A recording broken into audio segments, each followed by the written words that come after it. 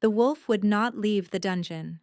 For 3 days, the Alpha King of Sorvain had refused to move from the iron corridor beneath his own castle. His advisors had begged, his generals had threatened. His own mother, the Dowager Queen, had descended those wretched stairs to command her son to return to the surface and fulfill his duty. Cale had not even looked at her. He sat with his back against the cold stone wall, his gaze fixed on the cell at the end of the corridor. His wolf paced beneath his skin, restless and burning, clawing at his ribs with a desperation that had nothing to do with rage and everything to do with recognition.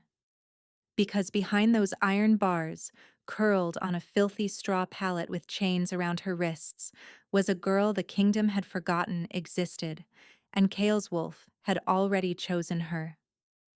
The guards whispered about it in the corridors above. The servants traded rumors over washing basins and bread ovens. The noble families who had gathered for the selection ceremony exchanged horrified glances and sharpened their political knives. The Alpha King was supposed to choose a mate tonight.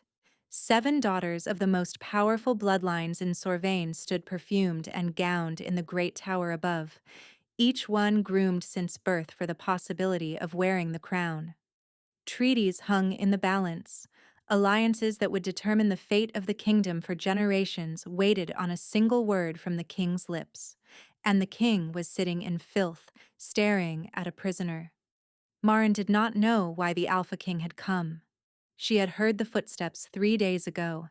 Heavy, deliberate, nothing like the shuffle of the guards who brought her water and stale bread. She had pressed herself into the corner of her cell, making herself as small as possible, which was a skill she had perfected over the 2 years she had spent in this darkness. Then she had seen his eyes through the bars, golden, blazing, fixed on her with an intensity that made her forget how to breathe. He had not spoken, had not explained, had simply lowered himself to the floor outside her cell and stayed. The guards had tried to intervene. Marin had watched through half-closed eyes as 2 of them approached the king with careful words and careful hands. Cale had growled, a sound so low and primal that the stones beneath her seemed to vibrate. And both men had retreated so quickly they stumbled over each other. No one had tried again. Now, on the 3rd night, Marin pressed her cheek against the damp wall and studied the man who had turned her forgotten existence into the most dangerous spectacle in Sorvain. He was enormous. Even seated, his frame dwarfed the corridor.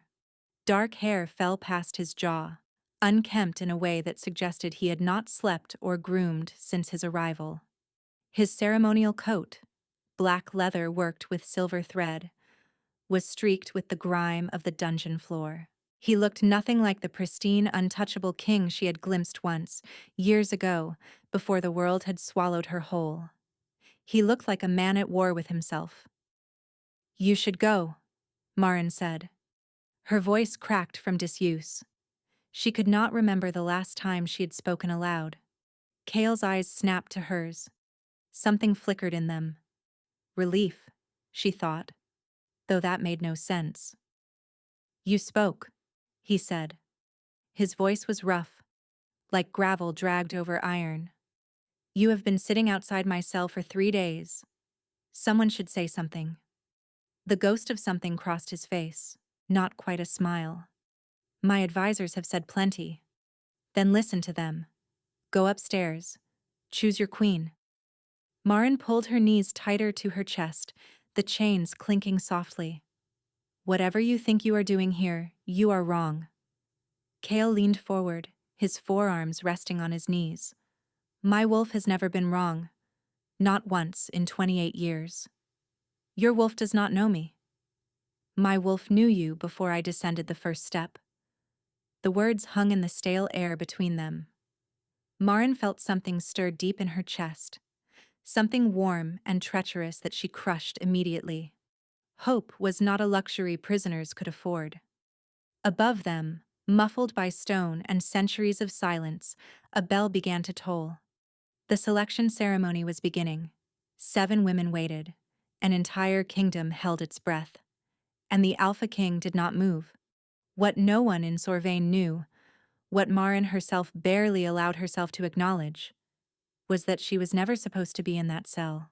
2 years ago, she had been a healer's apprentice in the castle's lower quarters, quiet, invisible, content to mix poultices and tend to the minor wounds of servants who could not afford the attention of the royal physicians.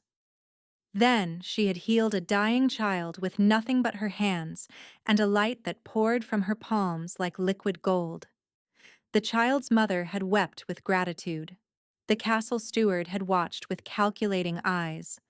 And within a week, Marin had been dragged from her cot in the middle of the night, accused of practicing forbidden magic, and thrown into the dungeon without trial. No one had questioned it. No one had advocated for her. A girl with no family, no house, and no bloodline worth protecting. She had simply vanished, and the world above had closed over the gap like water over a dropped stone. The steward visited her once, a month into her imprisonment. "You will remain here until we determine whether your abilities pose a threat to the crown," he had said, his tone as flat and indifferent as if he were discussing spoiled grain. He never returned. The determination never came.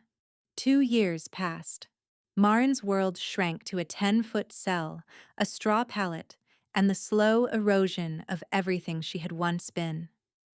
And now an alpha king sat outside her bars, claiming his wolf had chosen her, while something inside Marin's chest, something she had believed dead, flickered with a warmth that terrified her far more than the darkness ever had. She pressed her hand to her sternum, feeling the heat pulse beneath her ribs. Whatever this was, it would only bring her more suffering. It always did. On the fourth morning they came for her. Not the guards, not the king. A delegation of 5 nobles, led by a woman whose beauty was as sharp and cold as a winter blade. Lady Seraphine of House Dravory, the foremost candidate for queen. The woman the entire kingdom expected Kale to choose, and the woman who now stood before Marin's cell with murder dressed in silk and diplomacy. "So this is what has bewitched our king," Seraphine said, her pale eyes sweeping over Marin's filthy dress, her matted hair, and her chained wrists. "A dungeon rat with hedge magic." Marin said nothing. She had learned long ago that silence was the only armor available to the powerless. Seraphine turned to the guard captain who accompanied them. "The council has reached a decision. The prisoner is to be transferred to the eastern outpost before nightfall, for evaluation." Marin's blood chilled. The eastern outpost was a prison colony 3 weeks' ride from the capital. Wolves sent there did not return. It was not an evaluation. It was an erasure. "On whose authority?" the guard captain asked carefully. "The Regent Council's. The king has been deemed temporarily compromised by an enchantment of unknown origin. Until the influence is removed, the council governs in his stead." The lie was so smooth, so perfectly constructed, that Marin almost admired it. They unlocked her cell with brisk efficiency. Rough hands hauled her upright. A hood was pulled over her head, plunging her back into the darkness she knew so intimately. As they dragged her through the lower corridors, Marin heard shouting from somewhere above. A voice she recognized, deep, ragged, vibrating with fury. Kale. He had been lured away. She understood that now. Someone had drawn the king from his post, and in his absence the vultures had descended. They moved her quickly through passages she had never seen, stone tunnels that smelled of earth and age. A door groaned open. Cold air struck her face. Outside. They were taking her outside. A cart waited. They shoved her into it like cargo, and the wheels began to turn before she had even found her balance. Beneath the hood, Marin pressed her hand to her chest. The warmth that had flickered there for 3 days was fading, stretching thin like a thread being pulled taut across an impossible distance. She did not understand what it was. She only knew that it hurt to feel it weaken. Miles behind her, in the castle of Sorvain, the Alpha King returned to an empty dungeon corridor. The cell door stood open. The chains lay discarded on the straw. Maren was gone. The howl that erupted from the depths of the castle was not human. It shook dust from the rafters of the great hall 3 floors above. It sent the selection candidates stumbling backward in their gowns. It cracked a window in the eastern tower. And every wolf within the walls of Sorvain dropped to their knees as the primal anguish of their alpha washed over them like a tidal wave. The king's wolf had chosen, and someone had stolen his mate. 7 months. That was how long it took for Maren to stop flinching at the sound of footsteps. The eastern outpost had never received her. The cart transporting her had been intercepted 2 days into the journey, not by the king's wolves, but by a band of rogue healers who lived in the vast Thornmere marshes beyond the kingdom's southern reach. They called themselves the Verdant, outcasts, every one of them. Wolves born with healing gifts who had been exiled, imprisoned, or hunted by kingdoms that feared what they could not control. They had sensed Maren's power from miles away, a golden thread pulsing through the marshlands like a heartbeat, and they had come for her the way rivers come for the sea. Their leader, an ancient woman called Dorrit, had removed Maren's chains with hands that glowed faintly green. "You have been caged too long, child," Dorrit had said, her voice like wind through dry reeds. But cages can be unlearned. Maren was not certain that was true. Still, she had tried.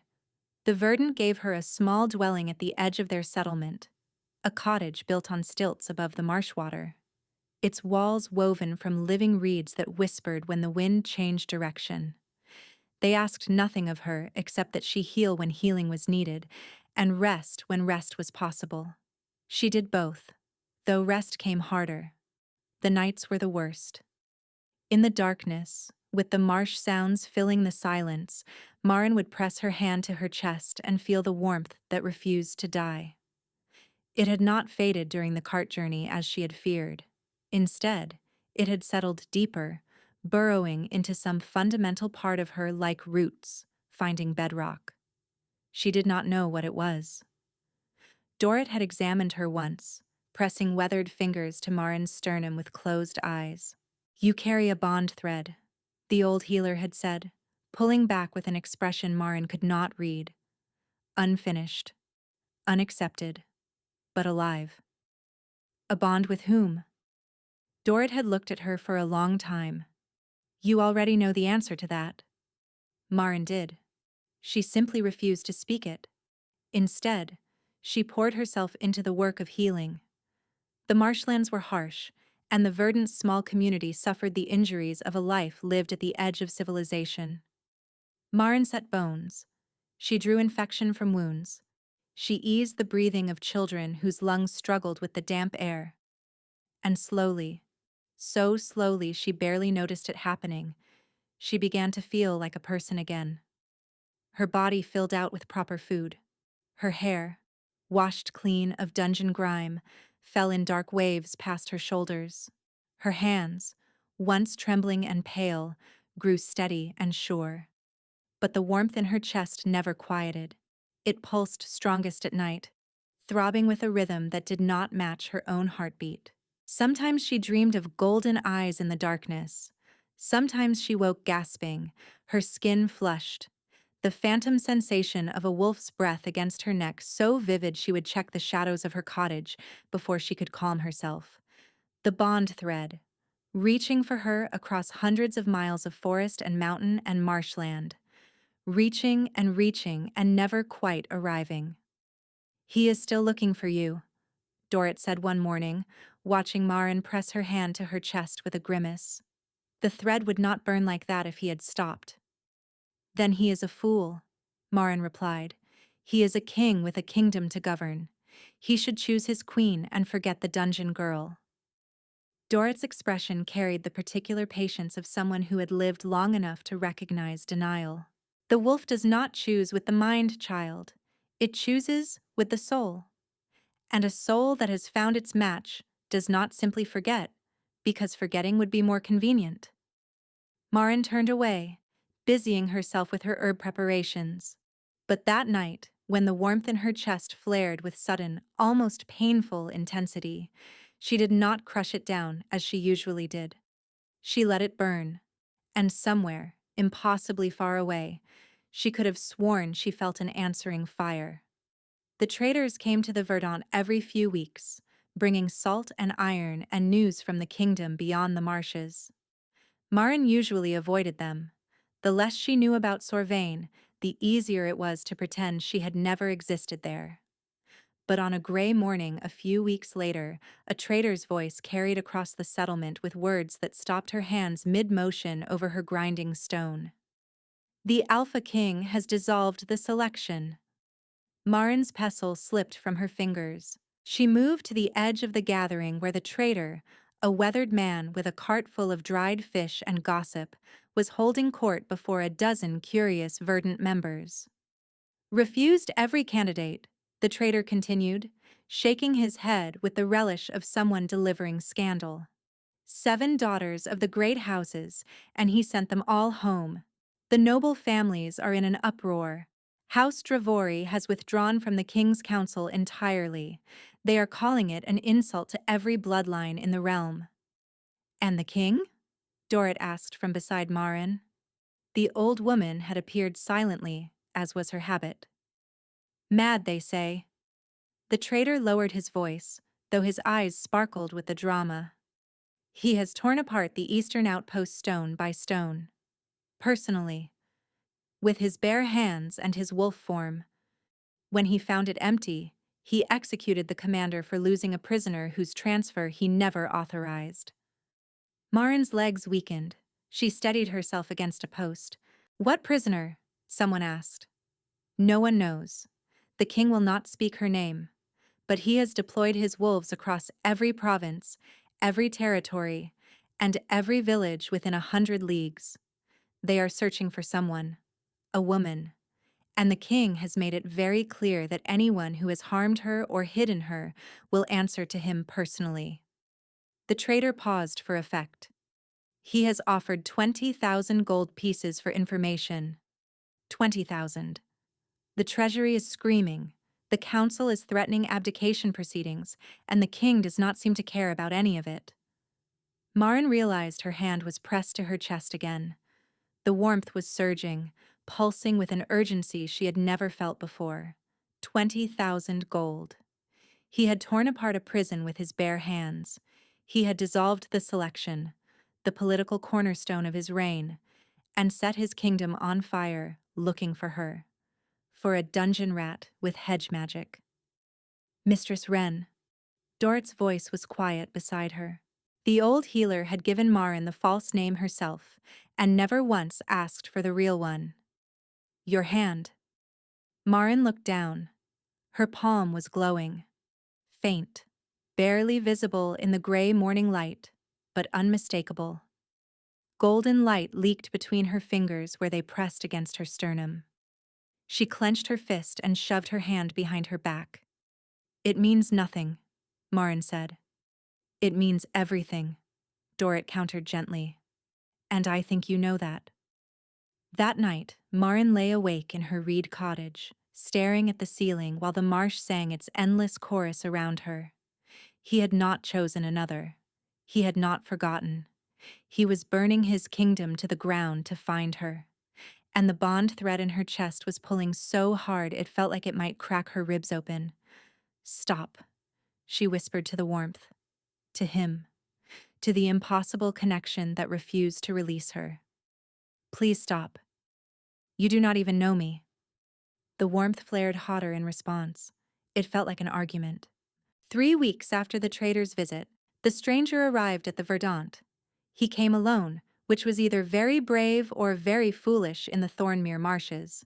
He was tall, broad-shouldered, with close-cropped gray hair and a face that looked like it had been carved from hardwood, and then weathered by decades of loyalty. His eyes were dark amber, not the bright gold she had seen through dungeon bars, but close enough to make Marin's pulse stutter when she saw him from her cottage window. He walked directly to Dorrit's dwelling, as if he knew exactly where to go. Marin watched from behind her reed wall, every instinct screaming at her to run. But the marshes offered nowhere to flee to, and something in the way the man moved, careful, deliberate, unthreatening, kept her rooted in place. An hour later, Dorrit came for her. His name is Heydrich, the old healer said. He is the king's shield, the highest-ranking wolf in Sorvain beneath the king himself. And he has been searching for you for 7 months. I will not go back, Marin said immediately. Hear him out, child. He carries truths you need. Marin wanted to refuse, but Dorrit's expression held something she had never seen there before: fear. Heydrich was waiting in Dorrit's cottage, standing because the low ceiling would not comfortably accommodate his height if he sat. When Marin entered, his eyes swept over her with the quick, thorough assessment of a lifelong soldier. Then, something shifted in his expression. Relief. Raw, undisguised relief. You are alive, he said. Thank the old gods. Barely, and no thanks to Sorvain, Marin replied. Say what you came to say. Heydrich nodded, accepting her coldness without flinching. What do you know about why you were imprisoned? I healed a child. The steward called it forbidden magic. I was thrown in a cell. The explanation seems straightforward. The explanation is a lie. Heydrich's voice hardened. The steward, Rogan, acted on orders from House Dravory. Specifically, from Lady Seraphine. Marin blinked. Seraphine had me imprisoned? I had never even spoken to her. I was nobody. You were never nobody. Heydrich reached into his coat and withdrew a folded document, its edges worn from handling. This is a report from the kingdom's genealogist, commissioned by Seraphine's father 3 years ago. It traces your bloodline. Marin took the paper. The words swam before her eyes, but certain phrases leapt from the page. Descendant of the Oraline line, dormant wolf heritage, carrier of the healer's gift, last documented 4 generations prior in the royal bloodline itself. I do not understand, Marin whispered.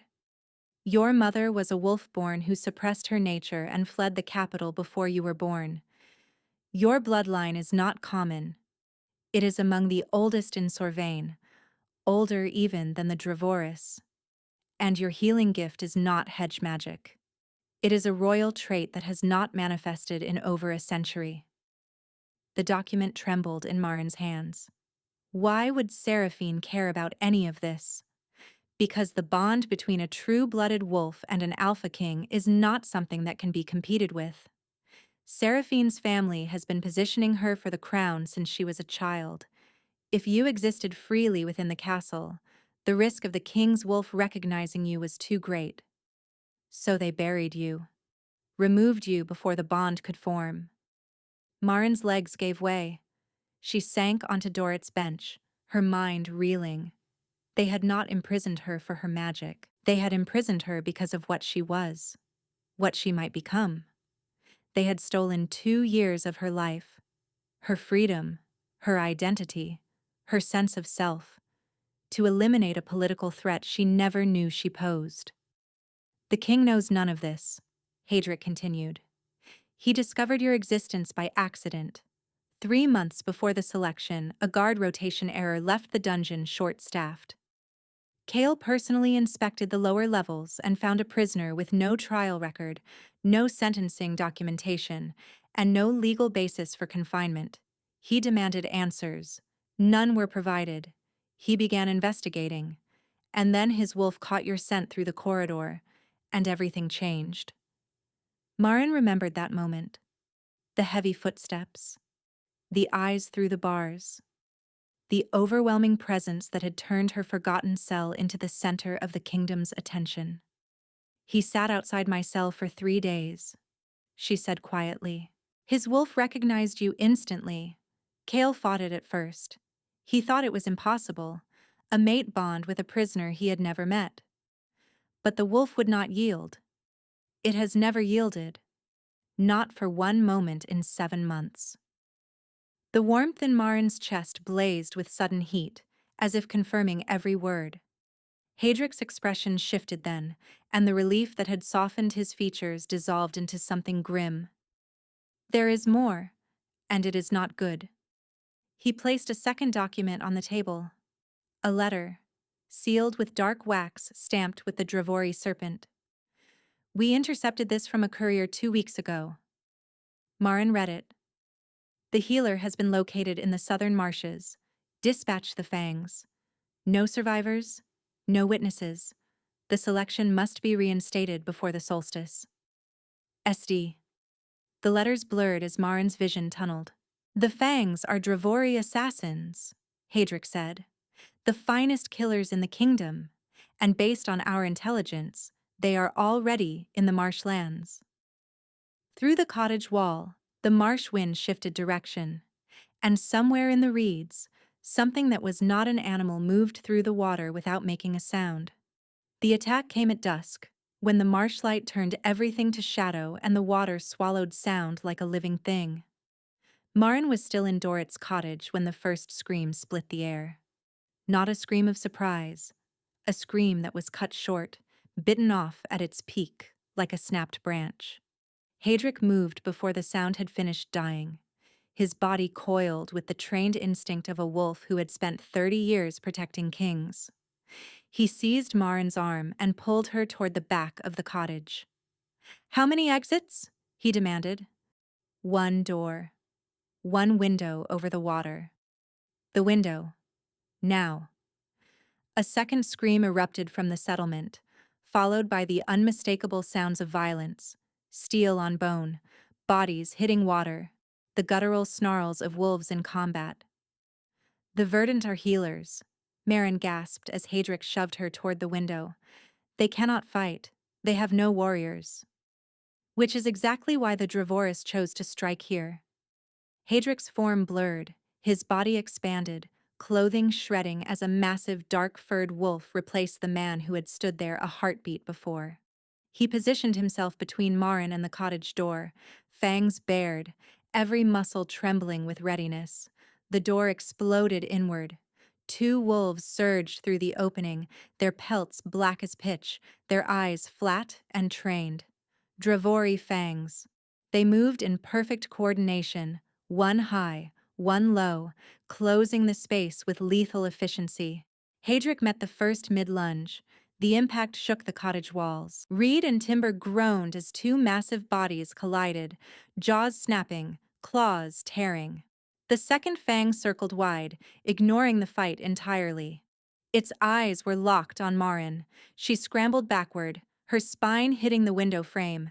The assassin wolf advanced, lips peeled back over teeth that gleamed with something wet and unnatural. Poison.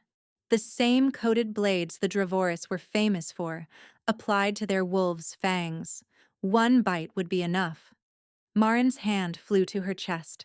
The bond was screaming inside her, pulsing with frantic heat, but the source of that heat was hundreds of miles away.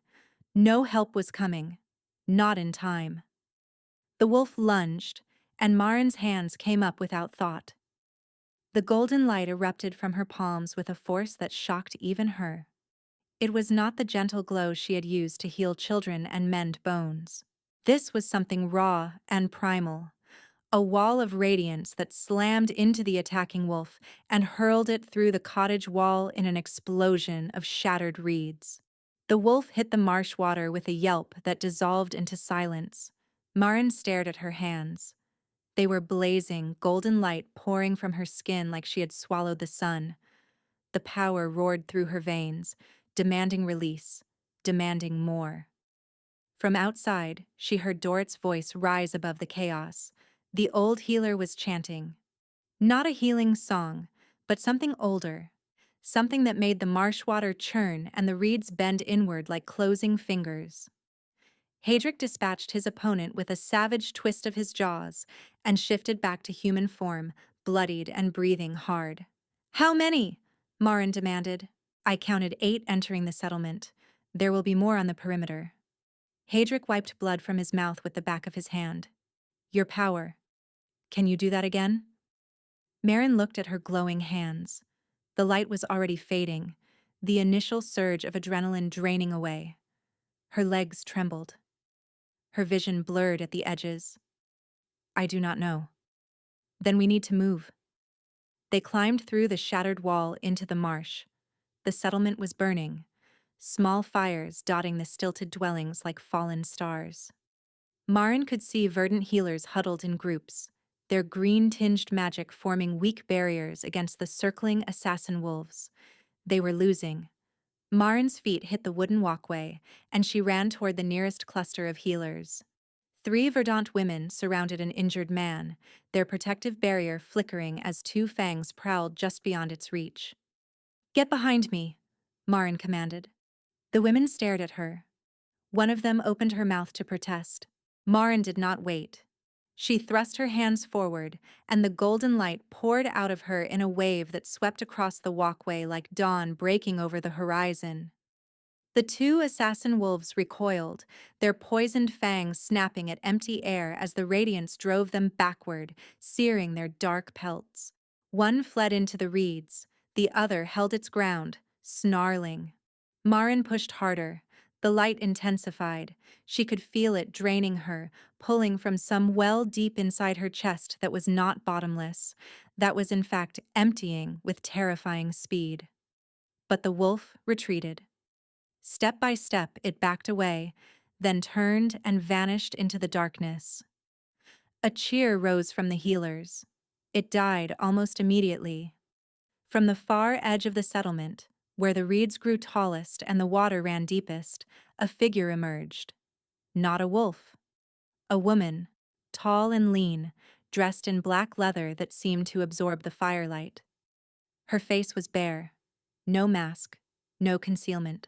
She wanted to be recognized. Marin had never seen her in person, but she knew. The silver blonde hair. The pale eyes like frozen mercury. The cruel, beautiful mouth curved in a smile that held no warmth. Seraphine Dravori. I must admit, Seraphine called across the burning settlement, her voice carrying with practiced ease. I expected this to be simpler.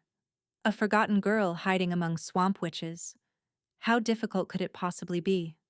She tilted her head, studying Marin with the detached curiosity of someone examining an insect. But you are full of surprises, are you not? Glowing hands, hidden bloodlines, a wolf king losing his mind over a girl who does not even know what she is. Marin's power flickered. The golden light around her hands sputtered and dimmed. She was nearly empty. Seraphine saw it. Her smile widened. The light fades, little healer.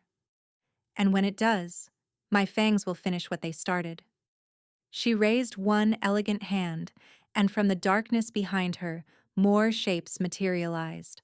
4, 6, 8 additional wolves, fresh and uninjured, forming a semicircle that closed around the settlement like a tightening fist. Marin's knees buckled. She caught herself on the walkway railing, her breath coming in ragged gasps. The connection in her chest was burning so intensely she thought her ribs might crack. Hadric appeared at her side, bloodied and limping. We cannot hold this position. I know, Marin whispered. The fangs began to advance, and then the marsh itself went silent. Every frog, every insect, every night bird. The entire Thornmere held its breath as if the world had paused between heartbeats. Marin felt it before she heard it. A vibration through the bond so powerful it buckled her knees completely.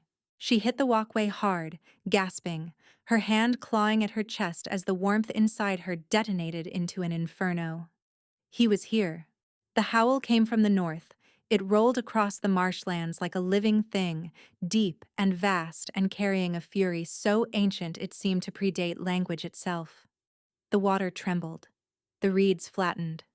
The fires guttering across the verdant settlement flickered sideways as if bowing before the sound. The Dravori fangs froze. Seraphine's composure cracked. For the first time, something other than calculated superiority crossed her face.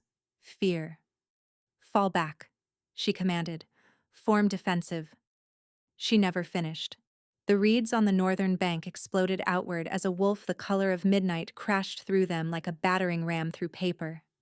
He was enormous, larger than any of the fangs, larger than Hadric, larger than anything Marin had ever seen or imagined. His fur absorbed the firelight and gave nothing back. His eyes blazed with molten gold that left afterimages in the darkness. He did not slow down. He did not assess.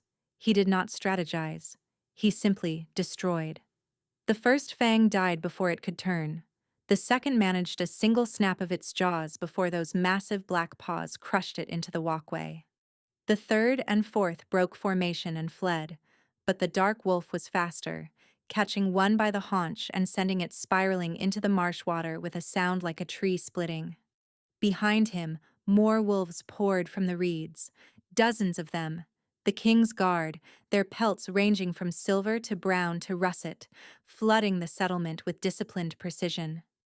They engaged the remaining fangs with brutal efficiency, while their king carved a path directly toward the center of the burning settlement, directly toward Marin. Seraphine drew a blade from her belt, short, silver-edged, coated with the telltale sheen of wolfsbane. She positioned herself between the advancing king and the walkway, where Marin knelt. "You cannot have her, Kale," Seraphine snarled. "The selection." The black wolf did not even break stride. He hit Seraphine with the full force of his charge, sending her sprawling across the walkway. The poisoned blade flew from her hand and disappeared into the dark water below. Two of the king's guard pinned her before she could rise. Hadric intercepted. "Take her to the perimeter, bind her, and hold her for transport." The guards dragged the struggling Seraphine into the darkness. She screamed threats and promises of retribution until the marsh swallowed her voice entirely. Then the wolf stopped. He stood 10 feet from Marin, chest heaving, muzzle flecked with blood. Around them, the sounds of battle were fading as the last fangs surrendered or fled. The settlement smoldered. Wounded healers groaned in the darkness. But the wolf saw none of it. Those blazing eyes were fixed on Marin with an intensity that made the air between them feel solid. She was kneeling on the broken walkway, her power spent, her body trembling with exhaustion. Blood from a cut she did not remember receiving trailed down her temple. Her hands, which had burned with golden fire, were dark and shaking. She looked nothing like a queen. She looked like a girl who had survived 2 years in a dungeon and 7 months in a swamp, and a battle she should not have lived through. The wolf approached her one step at a time. Each footfall was deliberate, gentle, as if the creature that had just torn through an army of assassins was terrified of frightening the woman before him. He stopped within arm's reach. And then the Alpha King of Sorvain, in his wolf form, the most powerful and feared being in 3 kingdoms, lowered his massive body to the ground. He lay flat before her, chin on the walkway, eyes lifted to hers, throat exposed. Total submission. From a wolf that had never submitted to anything in its existence. Marin's breath caught on a sob. Her hand reached out, trembling, and touched the fur between his ears. It was warm, impossibly soft beneath the blood and marsh grime. And the moment her fingers made contact, the bond in her chest stopped burning. It sang. A sound without sound. A vibration that resonated through every cell of her body, through the walkway beneath her, through the water and the reeds and the earth itself. The wolf pressed his great head into her palm and made a sound. Not a growl, not a whimper, but something between the two that held more grief and relief than any human word could contain. "You found me," Marin whispered. The golden eyes burned brighter, and the wolf did not move from her side. He shifted at dawn. Marin had fallen asleep against the railing of the walkway, her hand still buried in the black wolf's fur. She woke to the sensation of human fingers carefully, reverently, brushing hair from her face. Kale knelt before her in the gray morning light. Someone had brought him a cloak, though he seemed unaware of it. His dark hair was tangled, his jaw shadowed with weeks of sleeplessness. his cheekbones sharper than she remembered. He looked like a man who had been hollowed out from the inside and was only now remembering how to be solid again. His hand hovered at her temple, where the dried blood from her cut had crusted into a dark line. "You are hurt," he said.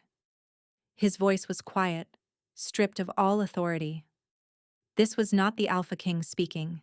This was just a man, kneeling before a woman, terrified of what she might say. "It is nothing. It is not nothing." His fingers trembled against her skin. "None of this is nothing, Marin." The sound of her real name in his mouth did something to her chest that she was not prepared for. She pulled back from his touch, and something fractured in his expression. "Do not," she said, her voice harder than she intended. "Marin. Do not touch me like you know me. Do not say my name like it belongs in your mouth." She pushed herself upright, ignoring the protest of every exhausted muscle. "You sat outside my cell for 3 days and then let them take me." The words hit him like a physical blow. She watched him absorb them, watched the guilt reshape his features into something raw and agonized. "I did not let them take you. You were not there. When Seraphine came with her guards and her council decree and her lies about enchantment, you were not there. And they dragged me out in chains and threw a hood over my head and loaded me into a cart like livestock, and you were not there. They told me there was a breach in the western wall, a coordinated attack." Kale's voice cracked. "I left your cell for 20 minutes to assess the threat. There was no breach. There was no attack. By the time I realized it was a diversion, I was gone." Marin's throat burned. "And I spent the next 7 months believing that you let it happen, that your wolf's fascination was a passing curiosity, that you realized a dungeon prisoner was not worth the trouble and allowed your council to dispose of me quietly. How can you think that?" The anguish in his voice seemed to fill the entire marsh. "I tore apart the eastern outpost with my bare hands looking for you. I dissolved the selection. I defied every noble house in the kingdom. I have not slept a full night in 7 months because every time I close my eyes, my wolf howls for a mate it cannot find. And yet here I am, alive, despite everything. Not because of you, because of strangers, because of healers in a swamp who owed me nothing and took me in anyway." Marin's voice shook with fury she had not known she carried. "Do you know what it is like to be forgotten, Kale? Not for 7 months, for 2 years. 2 years in that cell. 2 years of darkness and silence and chains while your kingdom celebrated above me. Where were you then?" The question landed between them like a dropped blade. Kale's face went white. "I did not know you existed," he whispered. "Exactly. I did not exist. Not to you, not to anyone. I was erased. Seraphine erased me, and your kingdom helped her do it because I was nobody worth remembering." "You were never nobody. Then why did no one come?" The sob broke through before she could stop it. 2 years of compressed grief and isolation cracking open like a dam. 2 years, Kale. I counted every day. I scratched marks into the stone because it was the only proof I had that time was passing, that I was still real, that I had not simply ceased to exist. She pressed her fists against her eyes, hating the tears, hating the vulnerability, hating that this man she barely knew could reach inside her chest and pull out pain she had spent months learning to bury. 738 days. That is how long I spent in your dungeon. And the worst part was not the darkness. It was not the cold or the hunger or the chains. She dropped her hands and looked at him with eyes that blazed. The worst part was that I stopped expecting anyone to come. I accepted it. I made peace with the idea that I would die in that cell and no one would notice. Kale made a sound she had never heard from a living creature. Something between a growl and a keen, torn from a place so deep it seemed to come from his wolf rather than his human throat. "I failed you," he said. "Before I even knew you, I failed you. The dungeon is beneath my own castle. You were suffering under my roof, and I did nothing because I did not know to look. That is not good enough. I know. He did not defend himself, did not deflect, did not offer excuses. He simply knelt there, absorbing every blow she dealt, accepting every wound. I know it is not good enough, he repeated. Nothing I say will give you back 2 years. Nothing I do will erase what was done to you in my name, in my castle, under my authority. The guilt of that will follow me for the rest of my life. His hand moved to his own chest, pressing against the spot where the bond lived. But I need you to know something, Marin. Not as your king, not as an alpha, as the man whose wolf chose you before his mind even understood why. He looked up at her, and his eyes held nothing back. No walls, no pride, no royal armor. Just a man, stripped bare by 7 months of anguish. The moment I descended those stairs and my wolf caught your scent, every other reality ceased to exist. I did not choose this. My wolf did not give me options. It simply recognized the other half of my soul, and it has been screaming for you every moment since. Marin's anger faltered, not because his words were pretty, but because she could feel them through the bond. The raw, unfiltered truth of them pouring through the connection in her chest like warm water through cracked earth. He meant every word. The bond would not let him lie. I sat outside your cell for 3 days, Cale continued, because I was terrified. Terrified that what my wolf was telling me was real. Terrified of what it would mean for you, a prisoner, to be bound to a king who had failed to protect you. Terrified that if I opened that cell door, I would never be able to let you go. And then they took me anyway. And it nearly killed me. His voice was barely audible now. My wolf has been fighting me for control every day since. Some nights I shift without meaning to. I run until my paws bleed and my lungs burn and my body collapses. And still the wolf pushes me up again because you are out there somewhere, and he will not rest until he reaches you. Marin stared at him, the gaunt cheeks, the shadows under his eyes, the way his hands trembled as if holding his human form required active effort. He was telling the truth. Not just emotionally, but physically. The separation was destroying him. And if she was being honest with herself, truly, ruthlessly honest, it was destroying her too. I do not trust you, she said quietly. I know. I do not know you. 3 days through iron bars and a warm feeling in my chest do not constitute a relationship. I know that too. And I will not be collected like a missing possession and installed in your castle as if the last 2.5 years were simply an inconvenience to be smoothed over. I would never. Then what are you offering me, Cale? Because I am not a political prize. I am not a treaty. I am a woman who has been caged and erased and hunted, and I need to know that whatever comes next, I walk into it with my eyes open and my choices intact.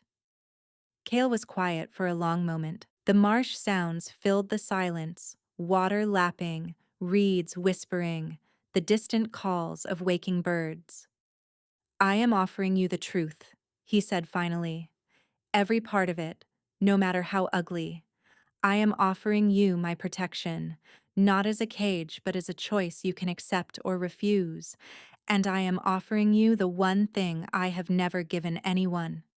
He reached out and took her hand, carefully, gently, giving her every opportunity to pull away. She did not pull away. I am offering you my throat, he said, my surrender, my absolute trust. You hold the power here, Marin, not me. You decide what we become. The bond between them hummed, not with fire, but with something quieter. Something that felt like the first warm day after an endless winter. Marin looked at the man kneeling before her, the king who had dismantled his own reign to find her, the wolf who had submitted to a woman he barely knew because his soul recognized hers. Then we start with the truth, she said. All of it.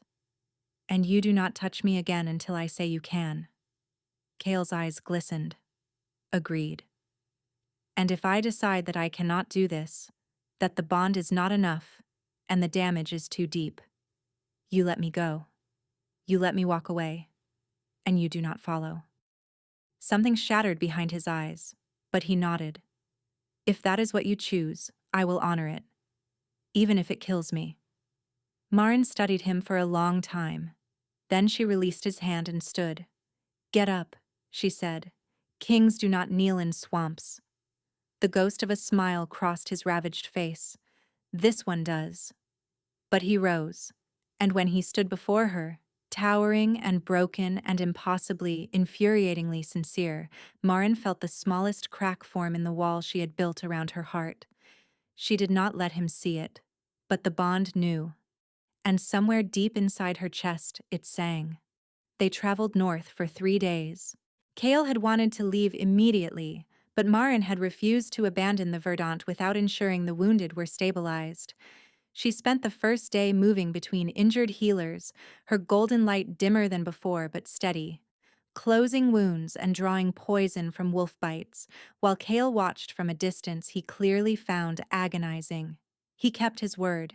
He did not touch her, did not crowd her, did not attempt to accelerate a closeness she had not granted.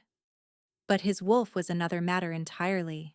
At night, when Marin tried to sleep in her reed cottage, she could hear him pacing outside. Not in human form. His wolf, circling her dwelling in an endless patrol, pausing at every window, every doorway, his breath a low constant that she felt through the wooden floor. On the second night, she opened her door.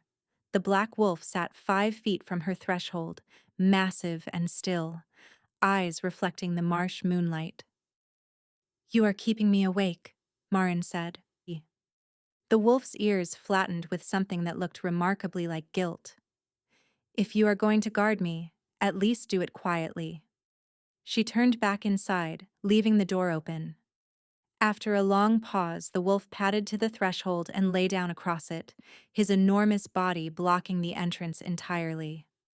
Marin slept better that night than she had in 7 months. She did not tell him that. Heydrich organized the journey north with military precision. 50 of the King's Guard formed a protective perimeter around the traveling party, which included Marin, Kale, Dorrit, who had insisted on accompanying them with a stubbornness that reminded Marin of old tree roots, and a dozen verdant healers who refused to let their sister travel without support. Kale rode at the front of the column on a black warhorse, but Marin noticed that his head turned to check on her every few minutes. Each time their eyes met, the bond between them pulsed with a warmth that was becoming harder to dismiss. On the third evening, as the marshlands gave way to the rolling grasslands of Sorvain's southern provinces, a rider came galloping from the north with a face drained of color. My king. The scout's horse was lathered with sweat, its sides heaving. The capital has fallen. The words dropped like stones into still water. Kale's expression hardened into something Marin had not seen before. Not anguish, not vulnerability. Something far more dangerous. Explain, he said, and his voice carried the harmonic undertone of an alpha command. House Dravory moved 3 days ago. Lord Varek Dravory has seized the castle with the support of 4 allied houses.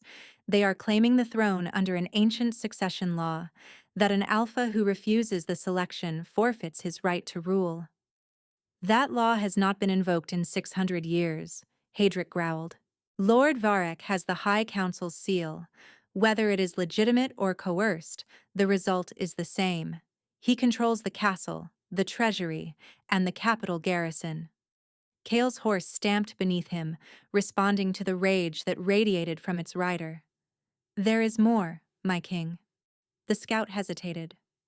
Lord Varek has taken prisoners. Every servant and guard who remained loyal to you. Over 60 souls. He has declared that if you do not surrender yourself and submit to the council's authority by the solstice, 3 days from now, they will be executed as traitors. Marin's blood chilled. And he has specifically demanded that the woman called Marin be surrendered as well. He is calling her a witch, who has enslaved the king's wolf through forbidden magic. The people are being told she is the cause of everything: the failed selection, the kingdom's instability, the dissolution of alliances. The bond flared with Kale's fury. So hot, Marin gasped. "They have made me the villain," she said quietly. Kale turned to look at her. His eyes were molten, barely human. His wolf was surging beneath the surface, driven to the edge by the threat to his mate and his people. "They have made you a target," he corrected. "There is a difference. One is a story, the other is an act of war. Kale, if you ride into that city with me beside you, it confirms everything they are telling the people. The king bewitched, the foreign witch at his side. You will be fighting your own kingdom. I will be fighting traitors who have stolen my throne and imprisoned my people. What they call you is irrelevant. What you are is the truth." "And what am I?" The question came out before she could stop it. Smaller and more vulnerable than she had intended. Kale held her gaze across the distance between their horses. "You are my mate," he said. Not loudly, not as a proclamation, as a fact. Quiet, immovable, absolute. "And no one harms what is mine." Dorrit, riding a placid marsh pony at the rear of the column, caught Marin's eye and gave her a look that said, very clearly, "I told you so." Marin ignored her, but the crack in her wall widened by a fraction. 3 days, Hadric said, pulling alongside them. "It is not enough time to raise an army." "We do not need an army," Kale replied. "We need the truth. And we need to be inside those walls before the solstice." His eyes swept over the wolves assembled around him. 50 guards, a dozen healers, a marsh witch, and a woman the kingdom had been taught to fear. "The Dravoris believe they hold all the power. They are wrong." He looked at Marin. "They have never seen what happens when the bond answers a true threat." Marin did not know what he meant, but the warmth in her chest, steady, deep, burning with something far older than either of them, suggested that she was about to find out. They reached the walls of Kelvarin, the ancient capital of Sorvain, as the solstice sun began its descent toward the western peaks. The city was beautiful and terrible. Spires of dark stone rose against the amber sky. Their banners changed from the king's black and silver to the Dravori crimson. Armed wolves patrolled the walls with crossbows and poisoned bolts. The great gates were sealed with iron and reinforced with chains thick as a man's arm. And from within, carrying over the walls on the cold evening air, came the sound of weeping. Kale's wolves had scouted the city through the night. Hadric delivered the intelligence with the grim efficiency of a soldier who had stopped being surprised by cruelty long ago. "The prisoners are being held in the Great Hall, 63 of them. Servants, guards, stable hands. Anyone who spoke the king's name with loyalty. Varek has them chained to the pillars. The execution is set for midnight." "And Seraphine?" Marin asked. "RN." Hadric's jaw tightened. "She escaped custody during the march north. 2 guards were found dead at a river crossing, throats cut while they slept. She reached her father's side 3 days before we arrived. She is calling herself Queen Designate." Marin closed her eyes. 63 people, chained in a hall she had never seen, condemned for the crime of loyalty to a king whose only offense was following his wolf's truth. Because of her. The thought settled into her chest like a stone. She had not asked for any of this. Had not asked to be born with healer's blood and a dormant wolf. Had not asked to be imprisoned, erased, hunted, or found. But the cost of her existence was being paid by people who had never known her name. "I will go in," she said. Every head turned. "Absolutely not," Kale said, and the alpha command vibrated through his voice with a force that made the wolves around him flinch. It did not touch Marin. The bond between them absorbed the command like water absorbing a stone, and she realized with quiet surprise that a true mate could not be commanded by her alpha. They want me, Kale, not you, me, the witch who stole the king's mind. If I present myself, Varric will have what he has been demanding. He will have no reason to execute the prisoners. He will have every reason to execute you. Not immediately. A public execution of the woman the kingdom blames requires a public trial. Varric needs legitimacy. He needs the people to see him as a just ruler removing a threat, not a butcher murdering a defenseless woman. That takes time. Time you can use. Kale's face was a war. She could see his wolf raging behind his eyes, every primal instinct screaming against allowing his mate to walk into the jaws of the enemy. Marin, I cannot. His voice broke. I just found you. After 7 months. I cannot watch you walk into that city and not know if I will see you again. She stepped toward him, close enough to feel the heat radiating from his skin, close enough that the bond between them hummed with an almost audible frequency. You will see me again, she said, because you are going to come for me. That is what you do, Kale. You come for me. Every time. Through dungeons and marshes and armies. You come. She placed her hand on his chest, the first time she had voluntarily touched him since the marsh. His heartbeat slammed against her palm. His breath stopped. His eyes went wide and bright with something that was too vast to be called hope, and too fragile to be called certainty. Trust me, she said, the way you asked me to trust you. For a long, agonizing moment, Kale said nothing. Then he covered her hand with his own and pressed it harder against his heart. If they hurt you, he said, his voice barely a whisper, I will raise that city to its foundations. Every stone, every tower. I will leave nothing standing.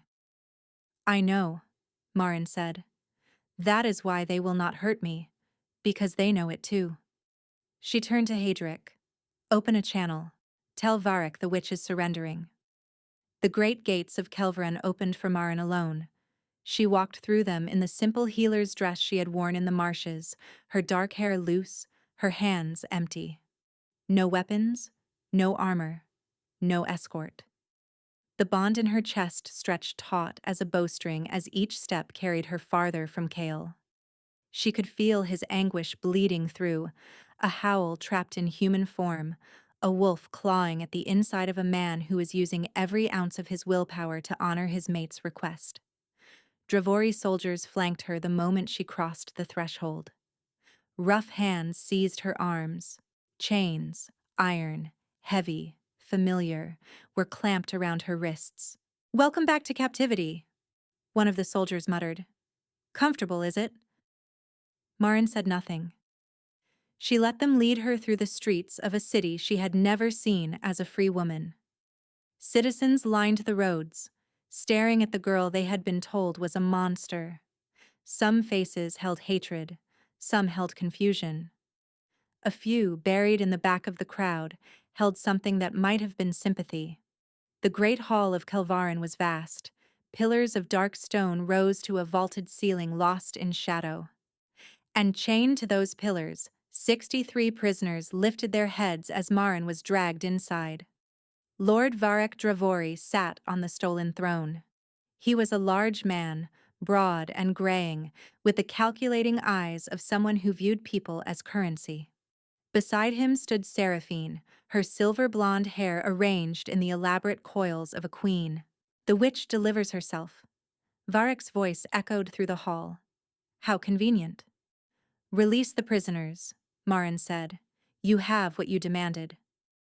I demanded the king's surrender as well. The king is not mine to surrender. I am offering you myself. The woman you blame for everything. Take me, and let the innocent go. Varric leaned back on the throne that did not belong to him, studying her with cold amusement. Seraphine tells me you have power, healing magic, a gift that runs in a bloodline you did not even know you carried. He gestured lazily. Show me. Marin's jaw tightened. My power is not a performance. Then perhaps we should provide you with motivation. Varek nodded to a guard, who dragged one of the prisoners forward. An old woman, gray-haired and trembling, her face bruised from rough handling. Heal her, or I add her to tonight's execution list. Marin looked at the old woman's terrified eyes and felt her power stir in her chest. Without hesitation, she knelt beside the prisoner and pressed her glowing hands to the woman's injuries. The golden light flowed, gentle and precise, erasing bruises and mending the cracked rib beneath. The prisoners murmured. The guards shifted uneasily, and Varek's expression changed from amusement to something hungrier. Remarkable, he breathed. Seraphine, you were right. This gift is wasted on a dungeon rat. Imagine what it could do in service to our house. Seraphine's smile was a blade. I told you, father. She is more valuable alive than dead. For now. The chains on Marin's wrists suddenly felt heavier. She was not a hostage. She was a prize. Before she could respond, the hall shuddered. A sound reached them through the stone, distant but growing. A howl, then another, then a dozen, then 100. Rising together in a chorus that vibrated through the pillars and rattled the iron chandeliers. Varek stood. What is that? The answer came as the great doors of the hall buckled inward with a sound like thunder. Kale had not waited for midnight. The doors held for 3 seconds. Then they burst from their hinges, and the great hall of Kelvarin became a battlefield. Wolves poured through the opening. The king's guard, gray and brown and silver, their eyes bright with focused fury. Behind them, moving with the calm, devastating purpose of a natural disaster, came the Black Wolf. Varek's guards rushed to form a defensive line. Seraphine screamed orders. Soldiers drew blades and knocked crossbows. And in the chaos, Marin felt something awaken inside her. Not her healing power. Something deeper. Something that had been dormant since birth. Coiled in the marrow of her bones, sleeping in the blood that connected her to a lineage 4 generations old. Her wolf. It surged without warning. Pain split through her body as bones began to shift, as muscles tore and reformed, as the chains on her wrists groaned against a force they were never designed to contain. No, Marin gasped, dropping to her knees. Not now. Not here. But the wolf would not be denied. It had waited too long. Decades of suppression, 2 years of captivity, 7 months of exile. It had endured all of it in silence, and now, with its mate fighting and its home burning and its enemies closing in, it refused to sleep 1 moment longer. The chains shattered. Not broke. Shattered. Iron links exploded outward in a burst of golden light as Marin's body completed a transformation she had never known she was capable of. Where a chained woman had knelt, a wolf stood. Her fur was white. Not silver, not pale gray. White as bone, white as starlight, white as the healing light she had carried in her hands since childhood. Her eyes blazed amber, bright enough to cast shadows, and she was not small. Later, those who witnessed it would say the white wolf was nearly as large as the king's midnight form. They would say the golden light that radiated from her fur illuminated the entire great hall like a second sun.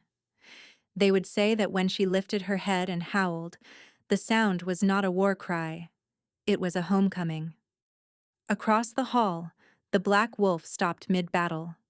Those molten eyes found the white wolf through the chaos, and the bond between them detonated. Every wolf in the hall felt it, a shockwave of recognition, of completion, of 2 souls slamming together with a force that transcended the physical. Dravori soldiers dropped their weapons, overwhelmed by the primal authority of a true mate bond manifesting at full strength for the first time in living memory. Marin moved. Her wolf form was instinct and grace, power she had never trained but somehow knew. She lunged toward the nearest chained prisoner and bit through the iron links as if they were made of dry straw. Then the next. Then the next. The Black Wolf joined her. Side by side, midnight and starlight, they freed the prisoners one by one while the king's guard held the Drevori soldiers at bay. Varric tried to run. He made it 3 steps before Hadric, battered but unbroken, blocked the exit in wolf form. Seraphine drew her poisoned blade one final time. The white wolf turned to face her. The woman who had stolen 2 years of Marin's life, who had orchestrated her imprisonment, who had sent assassins to kill her in a swamp. The architect of every misery Marin had ever known. Seraphine's hand trembled. The blade wavered. The white wolf did not attack. She simply stood there, radiating a light so pure and overwhelming that Seraphine's arm dropped to her side. The blade clattered to the stone floor. It was not mercy. It was something more devastating. It was a wolf showing her enemy that she was no longer afraid. That the girl who had been caged and erased and forgotten had become something that could not be diminished. Seraphine sank to her knees, not in submission, in defeat. The great hall fell silent except for the sound of freed prisoners weeping with relief. And in the center of it all, the black wolf pressed his flank against the white wolf's side, and their bond settled into a harmony so deep that the stones beneath their feet seemed to hum with it. They shifted back to human form in the private chambers that had once been, and were now again, the king's own. Someone had thought to leave clothing. Marin dressed behind a screen while her body trembled with the aftershocks of a transformation she still could not fully comprehend. Her hands looked the same. Her face, reflected in the polished bronze mirror on the wall, looked the same. But everything beneath the surface had fundamentally changed. She was Wolf now, fully, irrevocably Wolf. A part of her that had been locked away since birth had broken free, and it moved through her blood like warm light, filling spaces she had not known were empty. When she emerged, Cale was standing by the window. He had dressed in simple black. No ceremonial silver, no crown, no trappings of authority. Just a man, watching the city he had reclaimed begin to breathe again. He turned when he heard her step. For a long moment, they simply looked at each other. The bond between them was no longer a thread. It was a river, vast and deep, flowing with a current that carried everything. His grief, her fury, his devotion, her resilience, every moment they had suffered apart, and every impossible choice that had brought them to this room. "You broke iron chains," Cale said quietly. "You broke down the doors of your own great hall. You were behind them. The doors never stood a chance." The corner of Marin's mouth twitched. Not quite a smile, but close. Cale crossed the room slowly, stopping an arm's length away, honoring the boundary she had set in the marsh. Marin. Her name in his voice still did things to her that she could not explain. The bond. You can feel what it is asking. She could. It pulsed between them with an urgency that was almost painful. The bond was alive, vast and incomplete. Like a bridge built from both sides of a canyon, meeting in the middle but not yet joined. It needed one final act to become permanent. A claiming. "I told you that I do not trust you," Marin said. "You did. I told you that I do not know you." Also true. "And I told you that if the damage was too deep, you would let me walk away." Cale's jaw tightened, but he nodded. Marin stepped closer. Close enough that she could see the faint silver scar on his throat where a Drevori blade had grazed him during the battle. Close enough to feel the heat of him, the restrained power, and the wolf that paced beneath his skin with aching need. "I do not trust you," she repeated. "But I trust the bond. I trust the wolf that would not leave my dungeon. I trust the man who knelt in a swamp and offered me his throat." She reached up and pressed her palm to his chest. His heartbeat galloped under her touch. "And I trust myself. That is something I have not been able to say in a very long time." Cale's eyes were bright, dangerously bright. His hand came up to cover hers and she let it. "What are you saying?" he asked. "I am saying that I choose this. Not because your wolf chose me, not because fate or bloodlines or ancient bonds decided it. Because I, Marin, am choosing you, Kale. With my eyes open, with my choices intact, on my terms." She rose onto her toes and pressed her lips to the place where his pulse hammered in his throat. Then her teeth found flesh. Kale's entire body went rigid. A sound tore from him. Not pain, not pleasure, but something beyond both. Something that resonated through the bond like a bell struck at the center of the earth. The bond completed. Marin gasped as it flooded through her. Not a trickle, not a river, an ocean. Kale's entire inner world poured into hers, and hers into his, and the boundaries between them dissolved into something shared and vast and permanent. She saw herself through his eyes, not a dungeon prisoner, not a forgotten girl. A woman of staggering courage who had survived horrors that would have broken lesser souls. A healer whose light was not just magic but character. The fundamental impulse to mend what was broken, to stand between the helpless and the harm, to walk into enemy strongholds alone because strangers needed saving. And he saw himself through hers. Not a failed king, not a wolf driven mad by an incomplete bond, a man who had made devastating mistakes and owned every single one. Who had offered his mate the one thing power holders almost never give, genuine choice, who had knelt in a swamp and meant it, who had let her walk into danger because she asked him to, and then torn the world apart to reach her when she needed him. When Marin pulled back, they were both weeping. Kale touched the claiming mark on his throat, already silvering over, a scar that would proclaim their bond to any wolf who saw it. "My queen," he said. The words held no command, only wonder. Marin touched the answering mark that had appeared on her collarbone, a warmth she had carried for 7 months, finally made visible.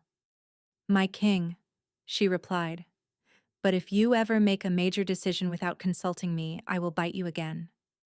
The sound that escaped Kale was, unmistakably, a laugh. The first real one, she suspected, in a very long time.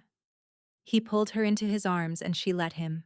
Let herself be held by the man whose wolf had recognized her through iron bars and stone walls, and 7 months of desperate separation.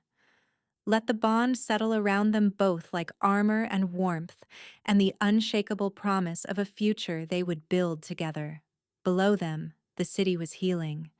In the weeks that followed, the Drevoris faced judgment before the assembled packs of Sorvain.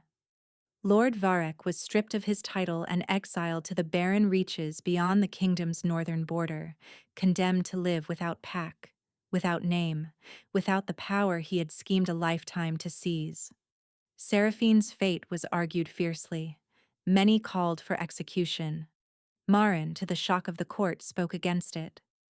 "She took 2 years of my life," Marin told the assembly. "Killing her will not return them. Exile her. Strip her wolf. Let her live as the nobody she tried to make me. That is a punishment she will feel every day." Kale had looked at her with something beyond love in that moment. Something like awe. Seraphine was exiled to the Thornmere marshes. The irony was not lost on anyone. Dorrit returned to the marshlands with her verdant healers, but not before pressing a small bundle of herbs into Marin's hands. "For when the little ones come," the old woman said with a knowing smile. Marin had blinked. The little ones? Dorrit had simply patted her cheek and walked away. 3 months later, Marin understood. The royal physicians confirmed what Dorrit's ancient senses had detected long before the signs became apparent. The bond completion had awakened something in Marin's body, a gift that true mate bonds, according to the oldest records, had always carried. Life. On a clear autumn morning, with the leaves of Sorvain turning gold and crimson and the kingdom finally at peace, Marin gave birth to a daughter. The child arrived howling, a sound so powerful that the wolves on the castle walls lifted their heads in instinctive response.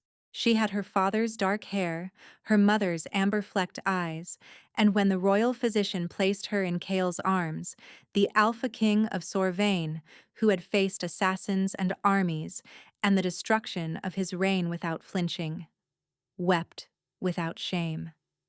"She has your light," Kale whispered, watching the faintest golden glow pulse beneath the infant's tiny fingers.